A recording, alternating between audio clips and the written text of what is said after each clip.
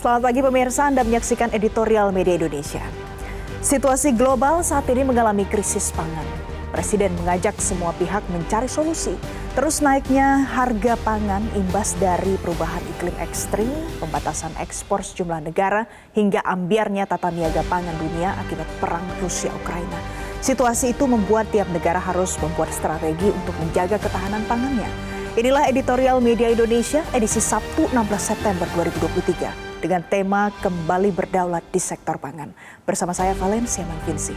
Anda bisa turut berpartisipasi dan berinteraksi melalui telepon interaktif kami di nomor 021 583 99100. Pagi ini sudah hadir bersama saya ada anggota Dewan Redaksi Media Group Kania Sutisnawinata. Mbak Kania, selamat pagi. Selamat pagi, Valen. Sehat ya Mbak ya? Alhamdulillah. Mbak Kania, hari ini kita akan bahas editorial, tapi sebelum membahas editorial Media Indonesia, kita lihat dulu ada headline pagi ini. Yang pertama seputar dukungan resmi PKS Perkukuh Amin. Mbak Kania, ini kalau kita lihat kan fluktuatif, berdinamika, tapi pada akhirnya ternyata kesetiaannya tetap terjaga antara PKS dengan Koalisi Perubahan. Mbak Kania merasa penting kesetiaan ini, Mbak? Oh, penting sekali ya. Paling tidak bagi koalisi yang akan mendukung Anies Baswedan dan Caimin gitu, yang baru belakangan memang partainya gabung gitu ya, masuk ke dalam gerbong, yang kemudian itu juga menimbulkan keraguan gitu berbagai pihak apakah PKS yang memang sejak awal berada dalam koalisi akan ikut mendukung begitu, karena itu memang adalah pilihan. Seperti yang kita ketahui pada waktu itu kesepakatannya adalah cawapres ditentukan sendiri oleh Anies Baswedan sebagai capres yang akan diusung oleh koalisi ini gitu ya.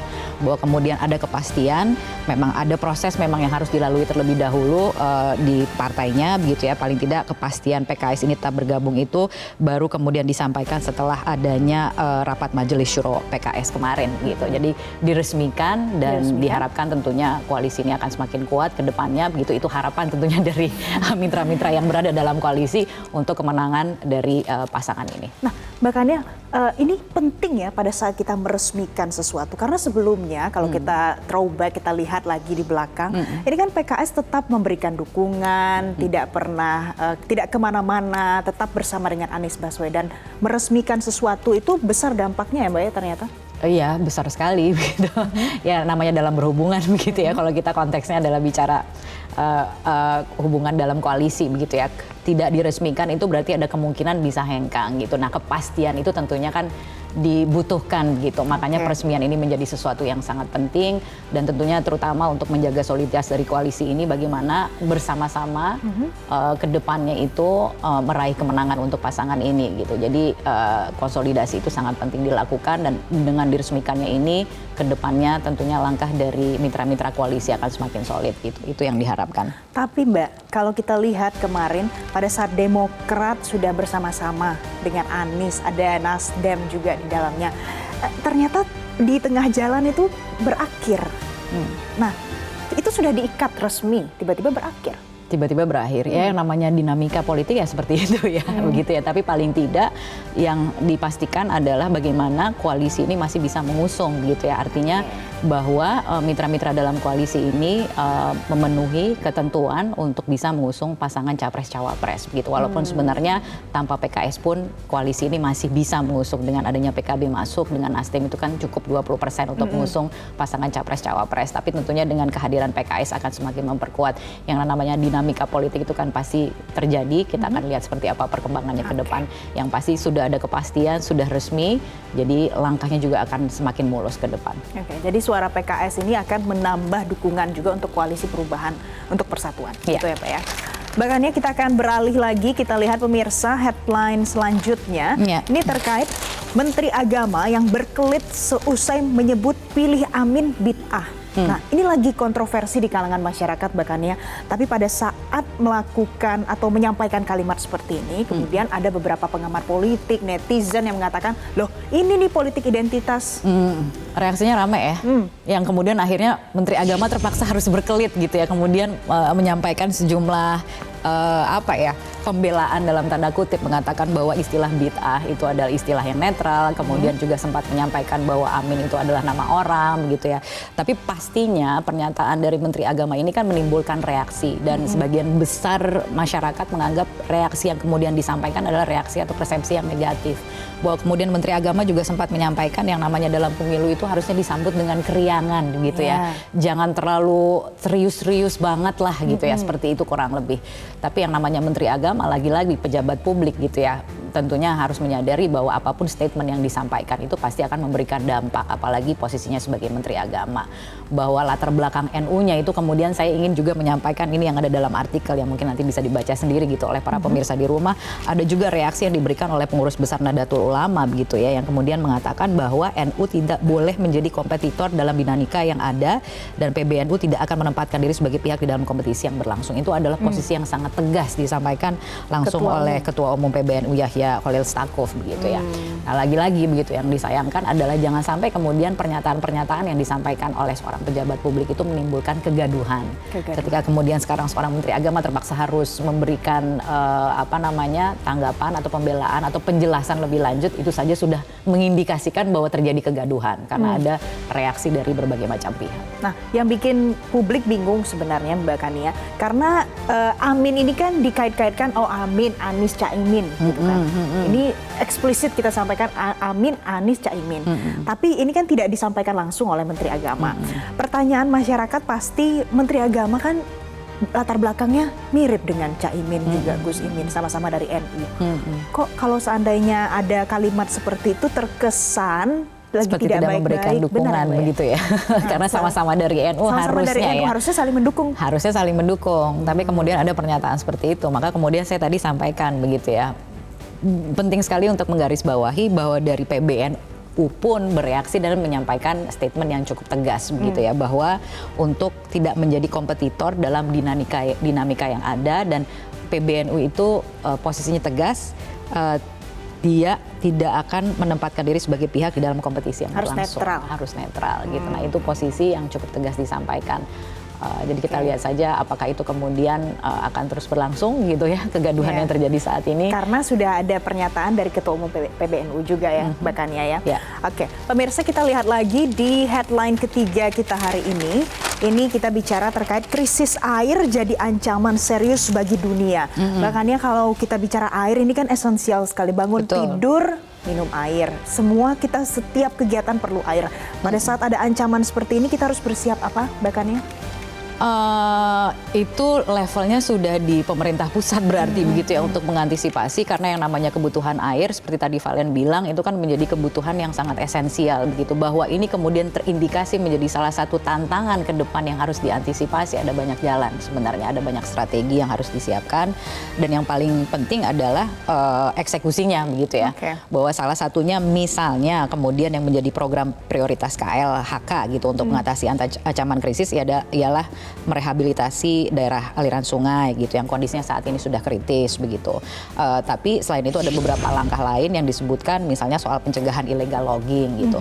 Dan kemudian juga ada rehabilitasi hutan, lahan, rehabilitasi lahan kritis, rehabilitasi lahan kebakaran dan lahan terbuka gitu, untuk memastikan bagaimana ke depan itu kita tidak akan mengalami krisis air. Mau tidak mau kita harus semakin berhemat ya, Valen. Makanya tapi kalau mungkin untuk orang-orang yang tinggal di ibu kota, yang hidup nyaman, pasti kurang merasakan, kayaknya masih jauh deh krisis air. Tapi kalau kita lihat di desa-desa kan ini bertolak belakang ya. Betul sekali, itu sudah mulai dirasakan.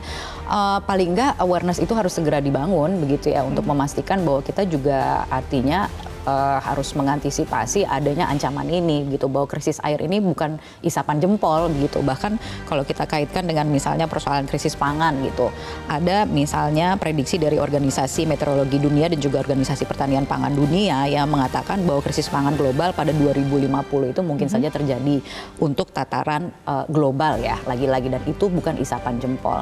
Nah, antara air dan pangan ini kan sangat berdekatan ya, karena air itu kan juga dibutuhkan untuk lahan pertanian gitu misalnya, yang ujung-ujungnya semuanya itu kan akan menghasilkan pangan yang juga akan dikonsumsi gitu kan oleh masyarakat. Gitu. Jadi ini seperti rantai ya, bahkan ya, seperti dan tidak boleh diputus dan tidak bisa dipisahkan. Dan awareness itu harus dibangun. Sementara memang posisi pemerintah adalah untuk memastikan bahwa sejumlah rencana gitu atau sejumlah kebijakan strategis ini untuk mengantisipasi ancaman krisis air ini memang harus segera dilakukan gitu. Oke. Jadi yang harus dipahami masyarakat adalah kebutuhan air itu tidak semata-mata hanya untuk kita minum, mandi, untuk kebutuhan mikro saja, tapi ada yang lebih besar lagi. Ada yang lebih besar lagi. Bahkan sampai kaitannya ke pangan. Betul. Bahkan, ya. Yang juga adalah tema editorial kita. Iya, lagi. kita hari ini editorialnya adalah bahkannya kembali berdaulat di sektor pangan.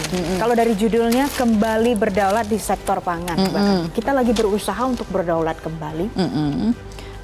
Iya ya, kalau judulnya aja sudah kembali berdaulat, mungkin ya berarti posisinya sekarang ini belum berdaulat sekarang gitu belum ya. Berdaulat. Belum berdaulat. Tapi ini lagi-lagi kita ingin bicara soal ketahanan pangan. Buat sebagian masyarakat itu memang adalah isu yang agak jauh begitu ya. Tapi kalau kita bicara soal kebutuhan pangan itu adalah isu sehari-hari begitu ya. Sangat dekat dengan kita. Sangat dekat dengan kita. Misalnya persoalan kebutuhan yang paling utama, misalnya salah satu komoditas strategis pangan kita adalah misalnya beras begitu yang sudah menjadi konsumsi utama gitu dalam keseharian kita begitu. Bahkan dikatakan belum kenyang kalau belum makan nasi gitu ya.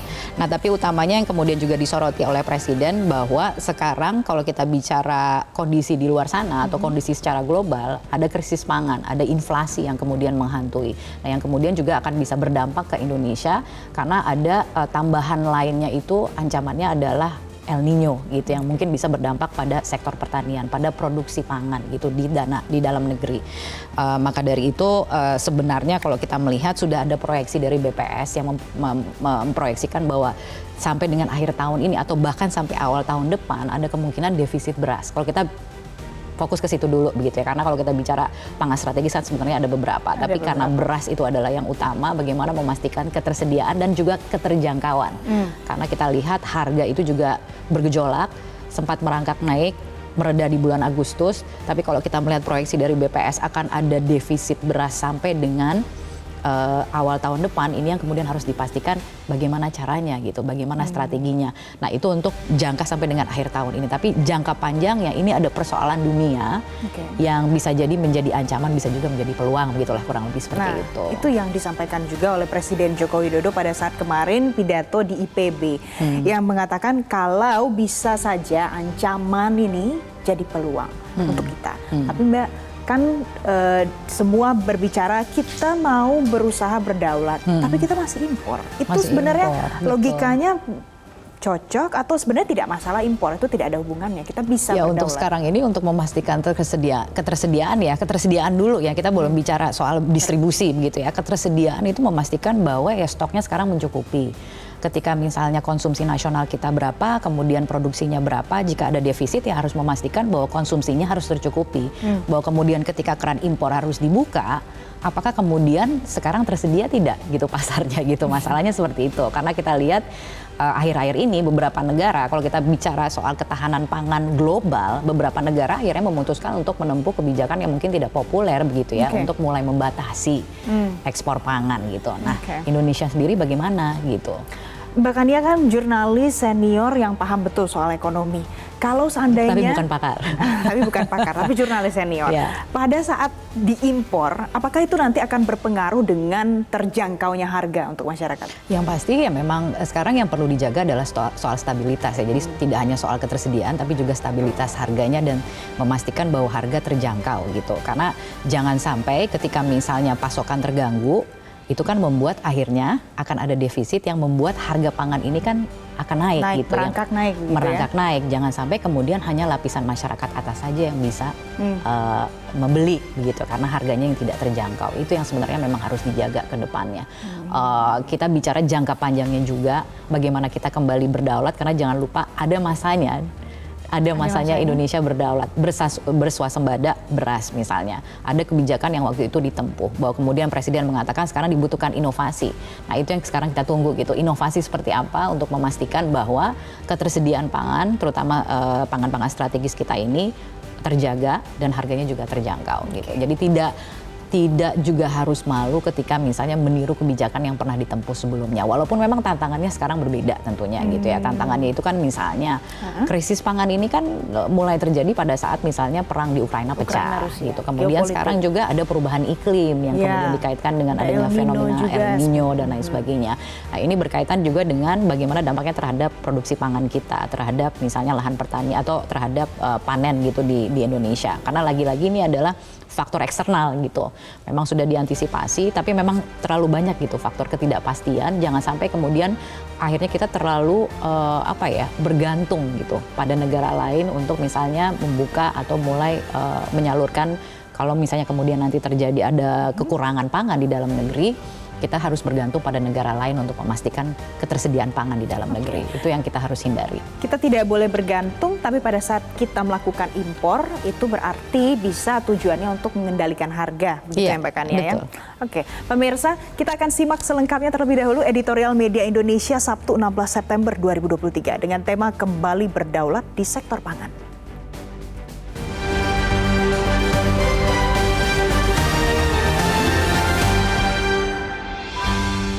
Kembali berdaulat di sektor pangan.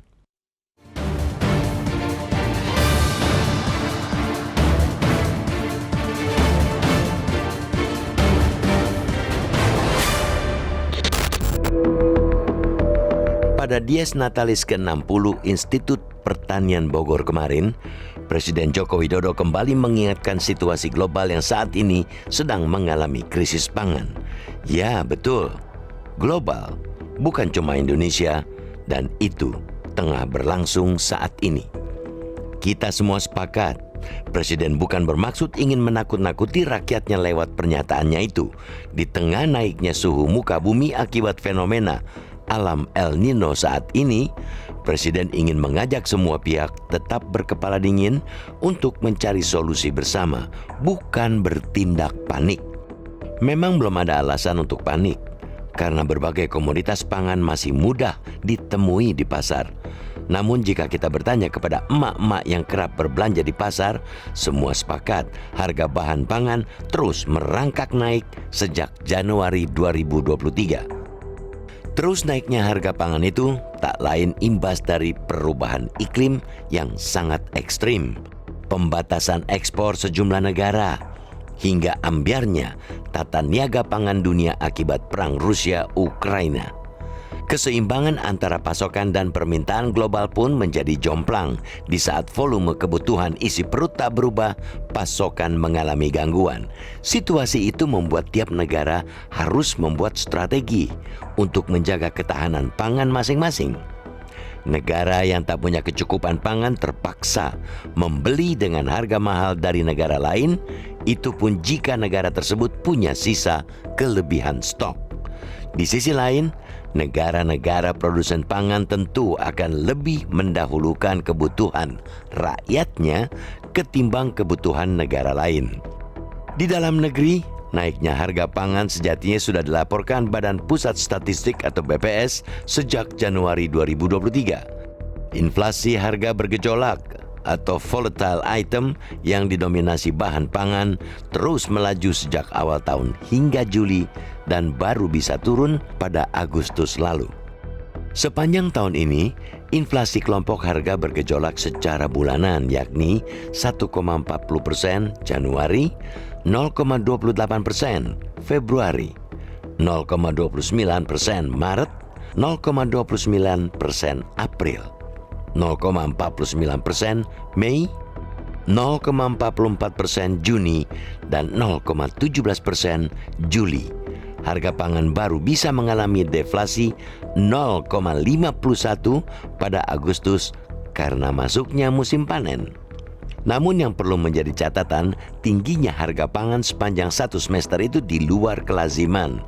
Lazimnya kelompok harga bergejolak itu akan mengalami deflasi jika dalam 2-3 bulan sudah mengalami inflasi.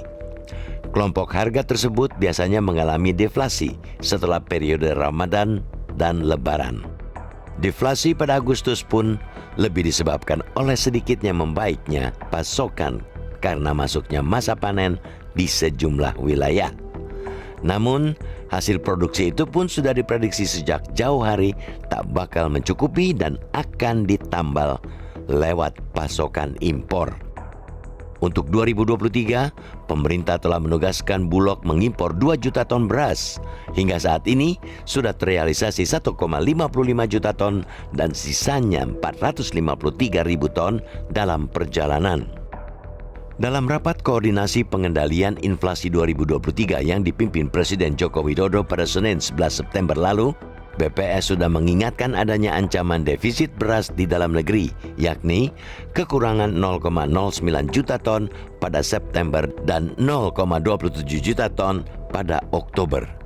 Kekurangan terjadi karena produksi beras domestik ditaksir hanya 2,46 juta dan 2,28 juta ton, sedangkan konsumsi diperkirakan sebanyak 2,55 juta ton per bulan. Defisit itu diprediksi akan berlangsung hingga Januari 2024. Karena itu, BPS pun telah memperhitungkan inflasi harga pangan akan kembali terjadi mulai September ini hingga awal tahun depan. Dari paparan BPS tersebut, kiranya sudah cukup menjadi data dan fakta bahwa ketahanan pangan kita masih jauh dari status ideal. Bahasa gampangnya, ketahanan pangan kita sangat rapuh dan kebutuhan perut kita sangat bergantung pada kemurahan hati negara lain. Situasi itu bertolak belakang dengan situasi di era 80-an, di masa kejayaan beras nasional. Program swasembada beras di zaman itu bahkan menjadi role model bagi negara lain. Pantang bagi Indonesia mengimpor beras di Orde Baru. Pemerintahan kala itu masih memegang kuat prinsip negara agraris dalam menjalankan kebijakannya. Sektor pertanian dan perkebunan yang menjadi ciri negara agraris tak tergerus oleh perubahan zaman. Semua tentu sepakat, mencontek keberhasilan di masa lalu bukan sesuatu yang haram bagi pemerintahan sekarang maupun yang akan datang. Bahkan mungkin harus dilakukan jika kita memang ingin kembali berdaulat di sektor pangan.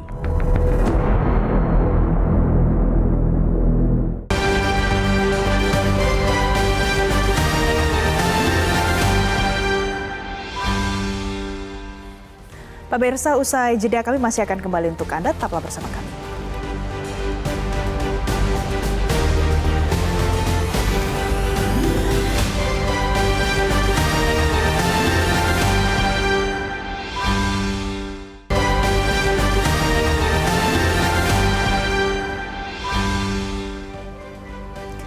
Pemirsa, terima kasih Anda masih bersama kami dalam Editorial Media Indonesia. Untuk membahas tema editorial hari ini, kita sudah terhubung melalui sambungan telepon dengan analis kebijakan pangan. Ada Syaiful Bahari. Pak Syaiful, selamat pagi. Selamat pagi, Mbak. Pak Syaiful, ini kita tahu India membatasi ekspor untuk beras non-basmati. Apakah ini punya dampak langsung, Pak, ke Indonesia? Ya, ini sangat berdampak ya langsung karena India itu adalah negara eksportir beras terbesar di dunia. Dia itu menguasai 40% dari pangsa beras di internasional. Jadi sudah pasti seluruh negara, dan India itu juga eksportir ke 150 negara setiap tahunnya. Jadi sudah pasti seluruh negara yang memang masih bergantung pangannya, khususnya beras, kepada ekspor, itu bergantung kepada India. Dan berikutnya Vietnam dan Thailand. Tapi India lah yang cukup besar. Oke, ini penting karena mengingat kemarin Presiden Joko Widodo yang mengingatkan kita bahwa ada beberapa negara yang membatasi ekspor dan ini bisa berdampak jadi krisis pangan juga di negara kita. Pak Syaiful, kalau kita lihat juga ini terkait krisis di Rusia, Ukraina juga mengganggu pangan khususnya gandum. Apakah kita merasakan dampaknya, Pak Syaiful?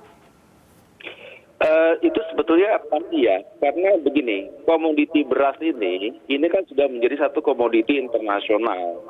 Jadi geopolitik itu juga sangat mempengaruhi. Jadi ketika terjadi perang di satu kawasan, itu pasti mempengaruhi dari perjalanan ekspor dan impor dari komoditi pangan, termasuk beras. Nah, masalahnya di kita, di Indonesia ini kan sebetulnya kan sudah sudah tahu dari mulai awal, kita sudah tahu ada perang Rusia Ukraina, kemudian kita sudah tahu bakal terjadi El Nino, kita sudah tahu juga bakal terjadi krisis pangan global. Harusnya ada antisipasi ke arah sana untuk rencana mitigasi secara nasional. Nah, itulah yang menjadi kuncinya. Oke, Pak Syaiful, kalau sudah ada kondisi seperti itu hari ini, bagaimana sejauh ini pemerintah sudah menerapkan strategi supaya kita punya ketahanan pangan di Indonesia? Yang jadi soal di kita itu adalah kebijakan cadangan pangan nasional kita. Jadi cadangan pangan nasional kita ini kan diatur di dalam beberapa peraturan perundang-undangan. Nah, salah satunya adalah di Perpres nomor 125 tahun 2022. Di situ tidak ditegaskan secara pasti berapa sebetulnya cadangan beras nasionalnya harus ditetapkan. Ada 20%, sudah ada ketentuannya. Tapi dari 20% ini yang dikelola oleh pemerintah secara langsung itu cuma 8%. Jadi kalau kita hitung cadangan beras nasional kita itu 6 juta dalam 1 tahun, kalau 8% itu cuma 480 ribu ton yang dikelola oleh pemerintah secara langsung ya. Yang selebihnya, yang 11,5% itu ada di masyarakat. Nah, itu tidak pasti. Nah, inilah yang harus dirumuskan soal cadangan beras nasional itu. Jadi ini jadi PR untuk pemerintah meluruskan ini, Pak Syaiful. Kalau seandainya nanti terjadi kondisi yang mungkin, karena kondisi pasti fluktuatif, dinamis, tidak selalu baik.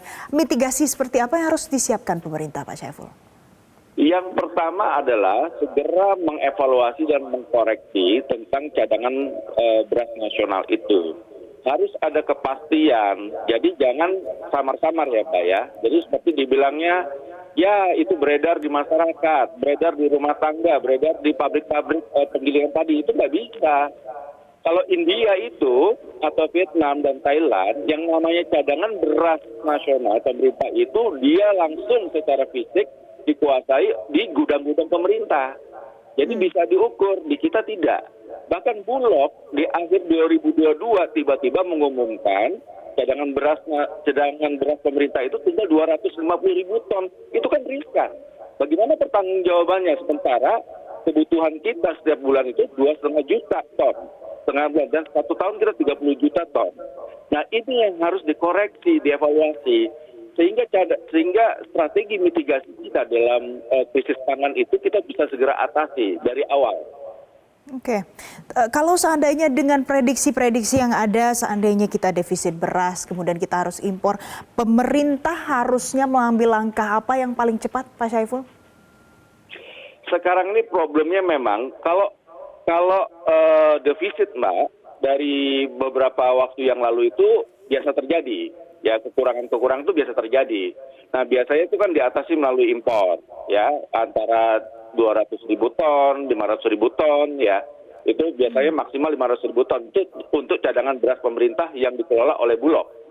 Tetapi sekarang problemnya, hampir semua negara-negara ini menghentikan ekspornya. Itu yang menjadi akar soal kita. Nah, jadi sekarang ini langkah-langkah impor untuk stabilisasi harga. Makanya kemarin saya sampaikan Mbak waktu itu, kan dikatakan bahwa dengan adanya bansos otomatis akan turun harga. Tidak. Makanya sekarang akhirnya Presiden Jokowi perintahkan untuk operasi pasar. Lah, kenapa dari mulai awal di awal tahun itu ketika harga beras mulai merangkak naik, yang difokuskan itu dari import yang datang di awal itu harusnya untuk operasi pasar. Jadi bukan sibuk urusan soal bansos ya. Yang itu pun juga belum tentu itu cukup, dan itu tidak hanya 10% untuk menstabilkan harga. Nah, inilah dari mulai awal karena kepanikan, pemerintah panik, kemudian cadangan berasnya juga menipis, yang importnya juga masih cari sana cari sini, akhirnya jalan keluarnya menjadi tidak masuk akal seperti itu. Baik.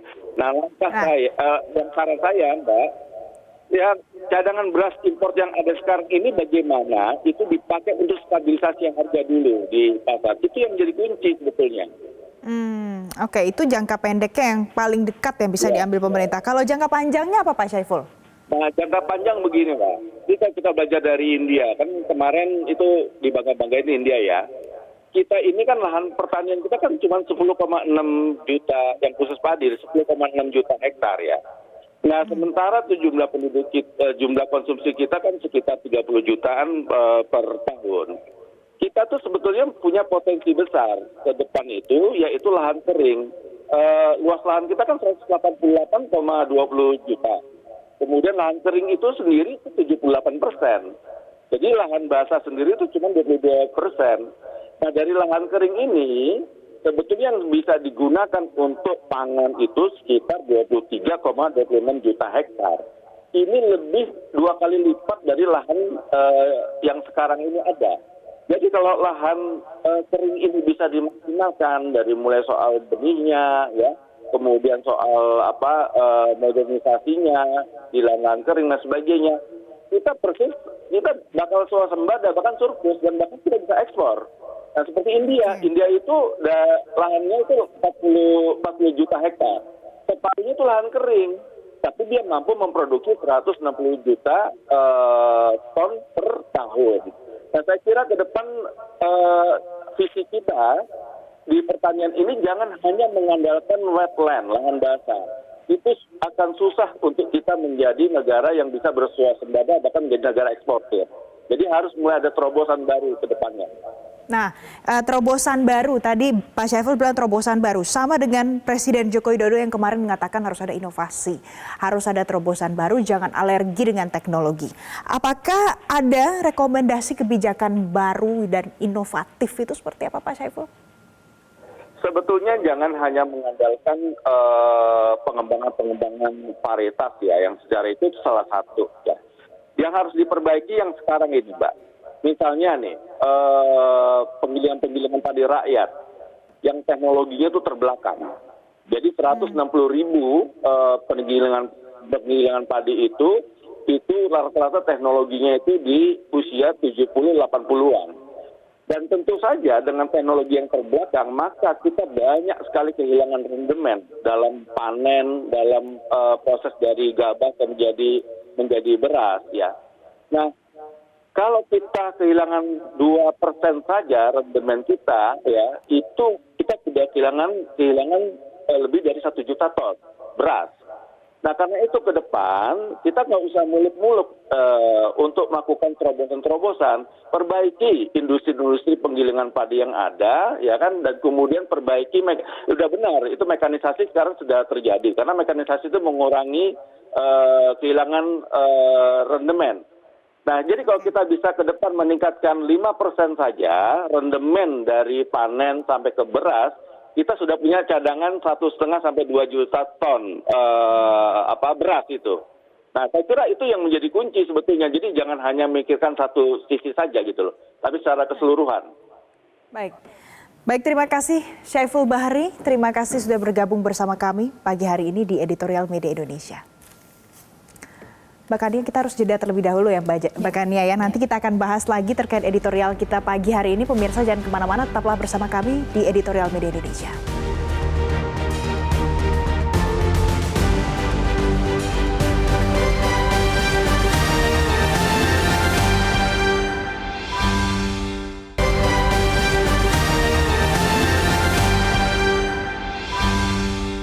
Media Indonesia mengajak Anda untuk mengakses fitur premium e-paper.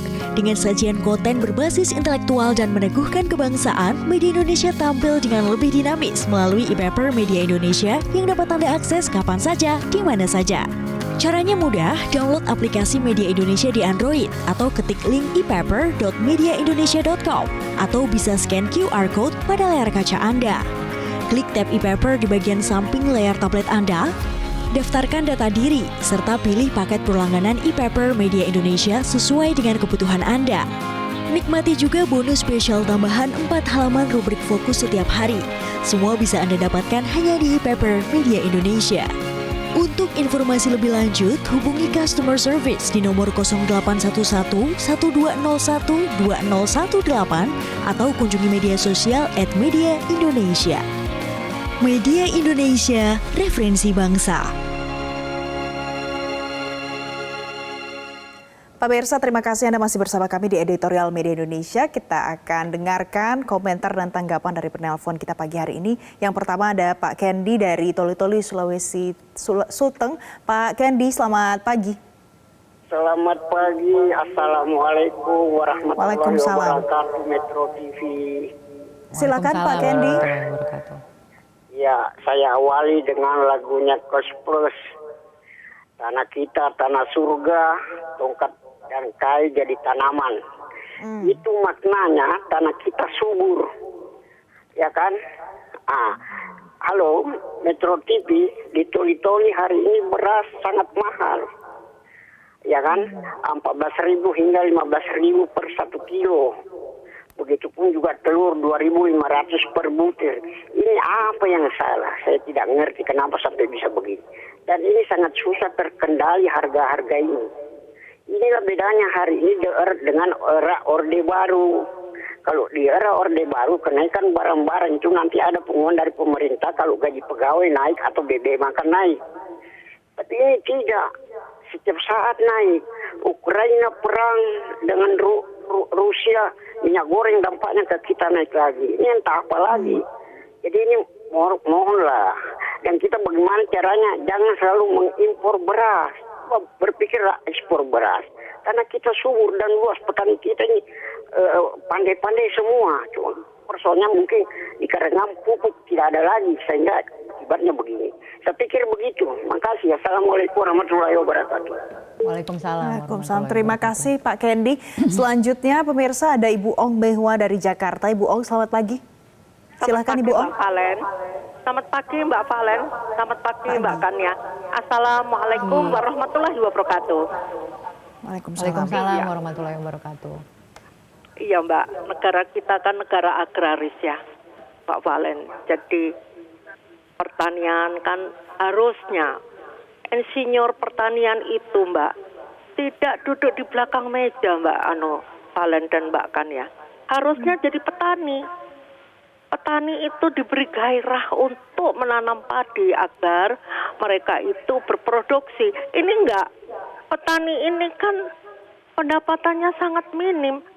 Jadi petani sendiri itu malas nanam padi. Lahan kering dipakai untuk apartemen. Lalu sawah-sawah juga dipakai untuk perumahan. Sekarang sudah terjadi di negara-negara luar krisis pangan dengan adanya perang Ukraina. Kan Presiden Jokowi jauh-jauh hari sudah mengatakan hati-hati dengan krisis pangan. Dan Presiden juga pada Dies Natalis mengatakan kita itu masih mau impor beras dari India itu nggak ada salahnya Mbak Valen. Oke. Iya, Baik. jadi untuk biar aja supaya rakyat kita itu tidak kelaparan, Mbak. Kalau rakyat kita sampai kelaparan kan nanti jadi salah, jadi sorotan Baik. dunia. Iya, jadi semoga Jadi intinya saja. harusnya rakyat kita tidak kelaparan ya Ibu Ong ya. Ibu Ong, terima kasih. Semoga tidak kelaparan, Mbak Valen. Assalamualaikum warahmatullahi wabarakatuh. Waalaikumsalam. Selanjutnya pemirsa ada penelpon ketiga Pak John Veto dari Batam. Pak John, selamat pagi. Silakan Pak John. Selamat pagi Mbak Valen. Selamat pagi Mbak Kania. Salam sehat Selamat selalu. pagi. Ya. Ini yang dibedah oleh editorial Indonesia memang yang ditakut-takutkan sebenarnya, yang ditakuti oleh apa? Karena dengan alasan yang alami ini El Nino, ini apa alam ini El Nino, tambah lagi dengan perang Ukraina Rusia, ya, memang dampak kepada pasok pangan dan lagi El Nino ini kan tidak adanya hujan gitu, jadi lahan itu kering, ya, ini permasalahan kita. Jadi begini, saya takutnya ini kita kan nggak lama lagi 140 hari lagi nggak salah gitu mengadakan pesta besar demokrasi. Jadi ini akan ada kepanikan sedikit lah mungkin. Tapi ini kenapa bisa terjadi seperti ini? Jadi ini kan ya kalau masalah impor ya, kalau impor itu kan banyak, karena negara banyak. Jadi bukan itu permasalahan, bukan impor itu. Jadi kemana yang program-program Bapak Presiden yang bikin real food itu yang apa itu, yang besar-besar itu. Baik. Nah sekarang nih kemarau ini panjang ini. Nah, jangan takut pula kita ini nanti masyarakat jadi sasaran lagi untuk konsumsi politik. Oke, Pak John, di Batam beras lebih mahal dari biasanya atau tidak? Di Batam itu kan masyarakatnya kan tidak banyak, penduduknya kan tidak banyak, Kepri. Paling 2 juta orang, lebih sedikit aja. Berasnya ya kalau kami Batam kan gini, Batam ini kan dengan Singapura, Malaysia kan betul dekat. Kalau seandainya kan pergi ke Malaysia aja pagi, siang balik dia bisa bawa beras agak 5 kilo, 2 kilo kan bisa masih. Tidak begitu berasnya standar harganya. Tapi ada juga yang premium, ada yang Cuma kita yang takut itu saudara kita yang di daerah yang penduduknya padat, kan gitu. Baik, terima kasih Pak John Veto untuk komentarnya pagi hari ini. Terima kasih Pak John. Pemirsa Bakania, kita harus jeda lagi terlebih dahulu. Nanti sesaat lagi kita akan bahas terkait apa komentar-komentar dari penelpon kita pagi hari ini. Jangan kemana-mana, tetaplah bersama kami.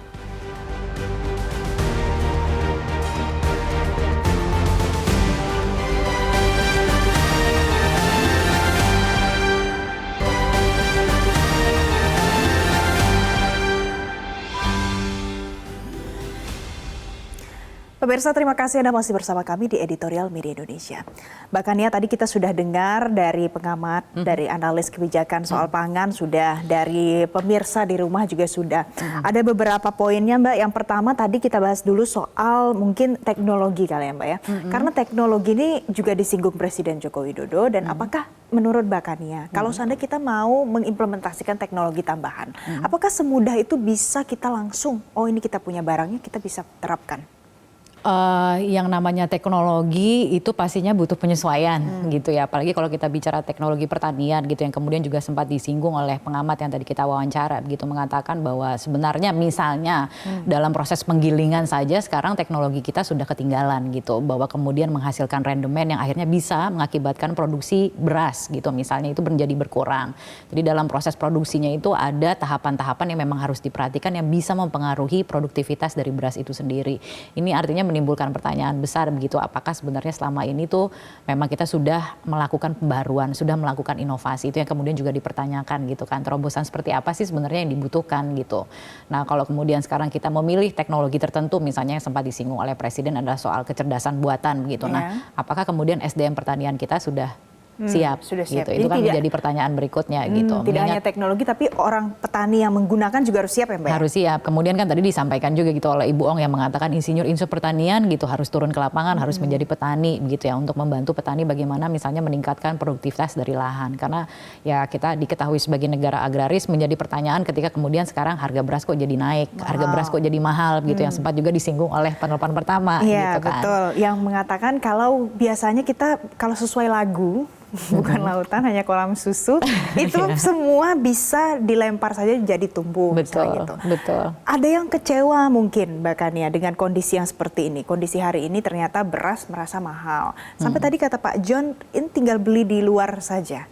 Dari Batam belinya kok ke Malaysia, kan gimana gitu Mbak? Ya itu adalah persoalan yang memang harus diatasi segera gitu ya. Kalau kita bicara kembali lagi ke pernyataan dari pengamat di awal mengatakan bahwa ini ada persoalan besar misalnya soal cadangan pangan nasional yang tidak ada kepastian sebenarnya berapa begitu ya. Bahwa dikatakan jumlah yang diatur dalam undang-undang yang bisa dikelola oleh pemerintah itu menurut pengamat sebenarnya itu terlalu kecil dibandingkan dengan kebutuhan secara nasional. Jadi kalau dikatakan kemudian misalnya sekarang beras itu ada di masyarakat gitu ya. Lalu bagaimana memastikan jika kemudian ada gejolak harga, pemerintah punya kendali gitu untuk memastikan bahwa stabilitas harga itu terjaga dan harga pangan itu terjangkau, terutama beras begitu ya.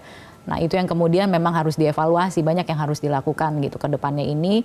Tapi memang ancaman ini kan adalah ancaman, kalau kita bicara soal krisis pangan ini kan sebenarnya sudah lama kita bicarakan. Betul, dari sejak zaman G20 pun itu sudah menjadi perhatian. Bertahun-tahun. Kalau dulu mungkin itu menjadi persoalan di luar negeri gitu ya. Kalau sekarang apakah itu kemudian akan berdampak ke Indonesia dan seperti apa dampaknya, ini yang kemudian harus menjadi perhatian kita bersama-sama. Apalagi ada fenomena El Nino, ada perubahan iklim gitu, ada tambahan gitu yang kemudian tantangan gitu yang kemudian harus dicarikan cara. Paling tidak bagaimana mengendalikan gejolak harga ke depan. Oke.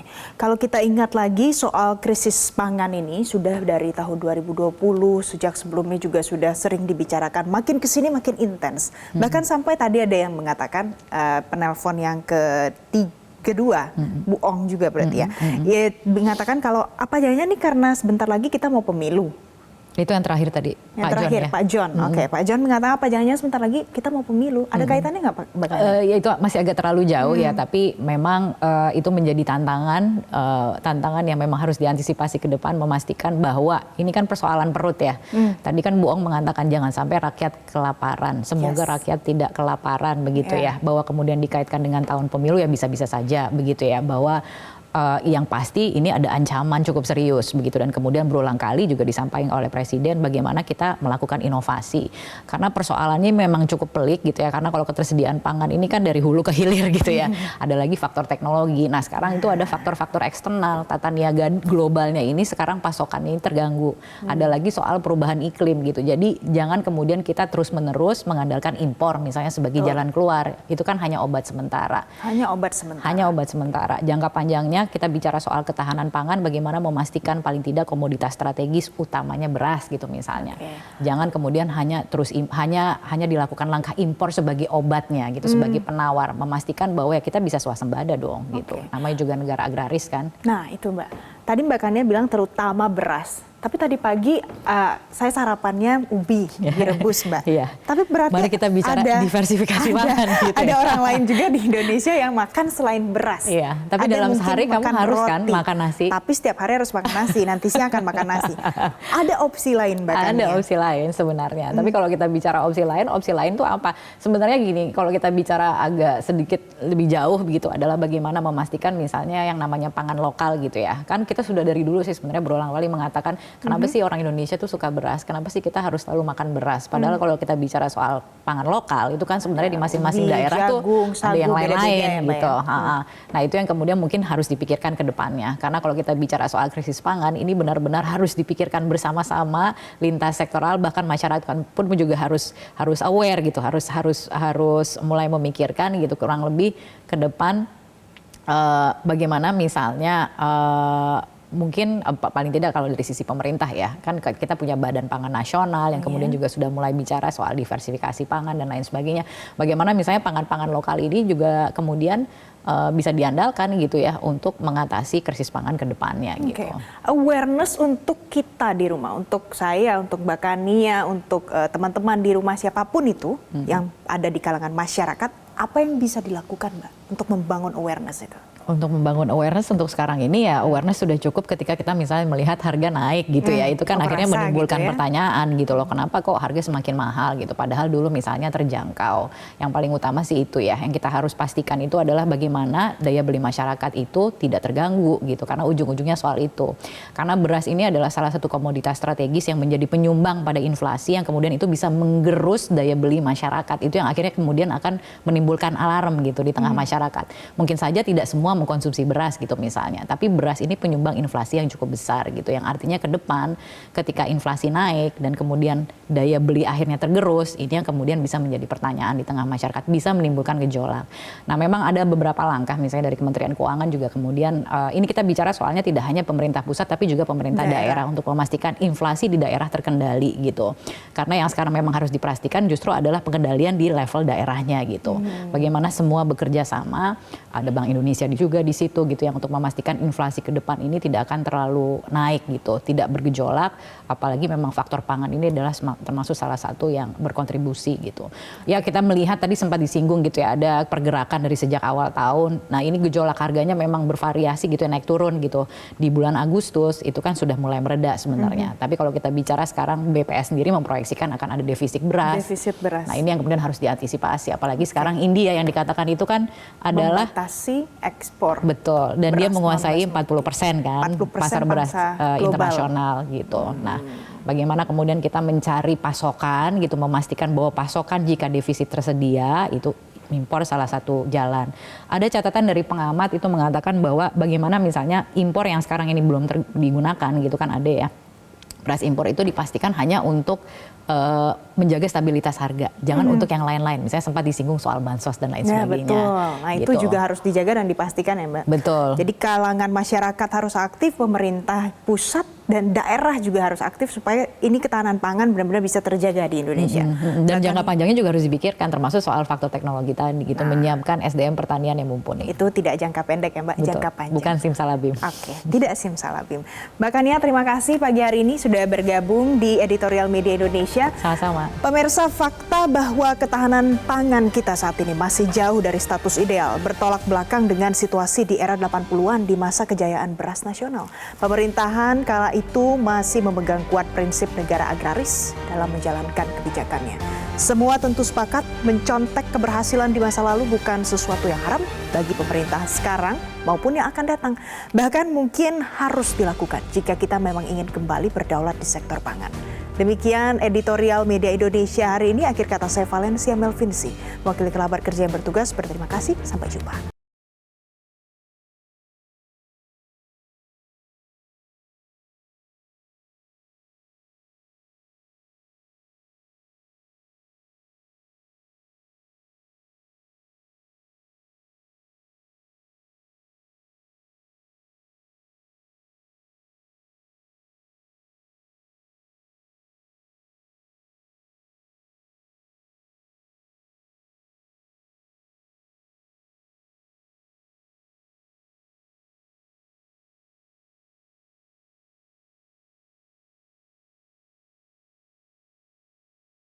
Jelajahi cara baru mendapatkan informasi. Download Metro TV Extend sekarang.